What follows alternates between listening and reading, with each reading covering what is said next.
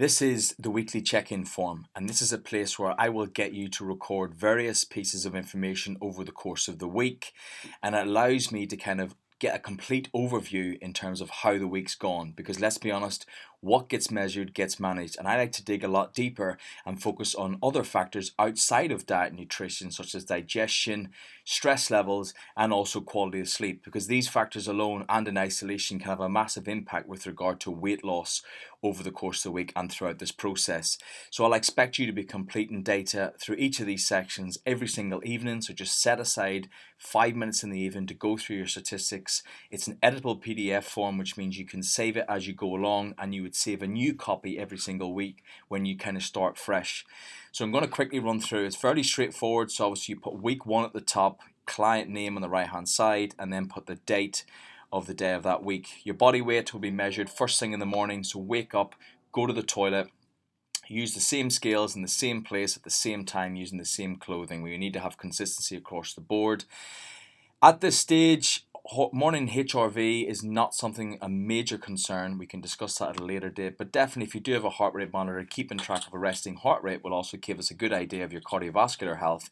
And obviously throughout the process, with you exercising more, we should expect that to come down. This is the kind of main component. Now, obviously, if you're using MyFitnessPal or NutriTrack by calorie counter, you input your information at the end of the day. So when you click on the pie chart function, you can see your macros and calories for that day and the breakdown of carbohydrates, fats, and protein. You simply input that in the box. Training session completed, whether that was workout 1, workout 2, or whether it was upper body 1, lower body 2, push, pull, or circuit A, circuit B, whatever. Check the PDF that I've sent you. Box below that is obviously step count, so how active you are. Now, ideally with this one, you wouldn't track your steps during the workout. So if you're using a watch-based pedometer, I would ask you to take that off for your gym session, because that doesn't always give us a true reflection of how active you are over the course of the day. Input that number regardless. Mental emotional stress, so if you've got family related issues or there's stressful time at work, put that down as high, medium, low. Digestional stress, so if you're noticing any issues with the food you're currently eating, if you've got bloating, gas, constipation, diarrhea, anything like that, put down yes or no.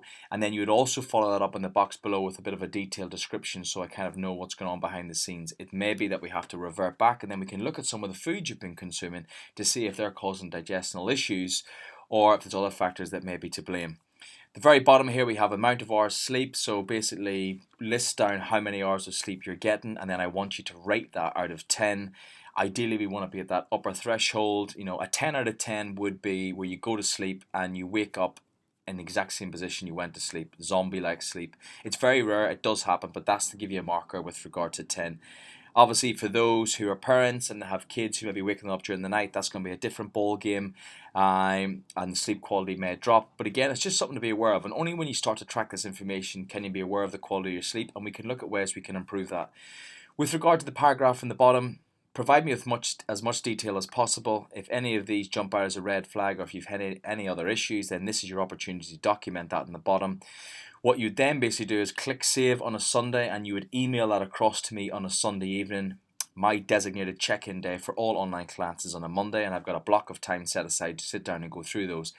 So I need this form in particular sent to me, at the end of play on Sunday.